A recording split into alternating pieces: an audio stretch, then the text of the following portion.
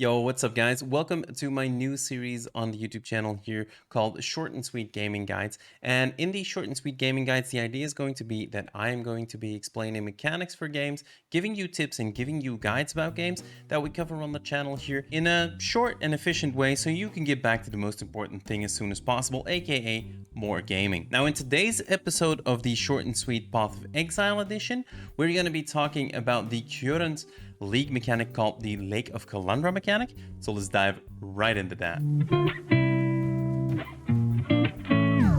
While playing through your maps, you will encounter a mirror tablet altar where you will be given a couple of choices to build your mirror tablet. This will give you a selection of tiles of which you can put reflections on, which will either be reflections of monsters, bosses, or league mechanics. Alternatively, it can give you some special actions that allow you to manipulate the layout of the tablet. The reason you want to do this is because you want to be able to push the difficulty level of the tablet as high as you can, as this will increase the chance of bigger rewards. Every tile placed adjacent will increase the difficulty by 1, so what you're basically trying to do is make a snake pattern as long as possible, making sure that your entrance is on one end of that. I'm showing you a couple of examples on screen right now of layouts that allow for high difficulty tablets in hopes of getting max rewards.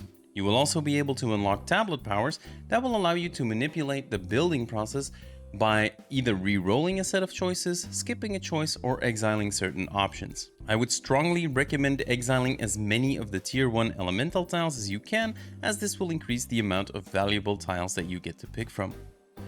Unlocking these powers requires you to clear certain tiles at certain levels. For example, clearing any tiles at level 8 will unlock your first exile slot, while unlocking the third one will require you to clear a beyond tile at difficulty 10. The full list of requirements to unlock all of these skills can be found on the Wiki, which I have linked in the About section of this video down below. Now, after building your tablet, you can put it into your map device and activate it to run it. After clearing every tile, you'll get a reward chest unless the mechanic is its own reward. For example, a tile of shrines will not have a reward chest at the end of it, but it will give you the shrine buffs. And for example, a delve tile will reward you with sulfite.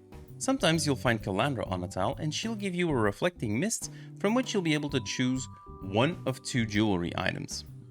Each of these will have superpowered stats for some of the stats while having negative stats for the others. The higher the difficulty of the tile, the more chance of a bountiful reward, so try to put the most rewarding tiles at the highest difficulty possible, while of course not forgetting about the limitations of your own build. A especially rewarding tile to look out for is the Reflection of Kalandra tile, as this one will give you an ethereal reflecting mist, which will allow you to make a mirror copy of a ring or an amulet that you own and get some crazy modifiers on it, allowing you to potentially make some pretty crazy items. And we all know crazy items in Path of Exile are worth a lot of currency and are a good way to get rich.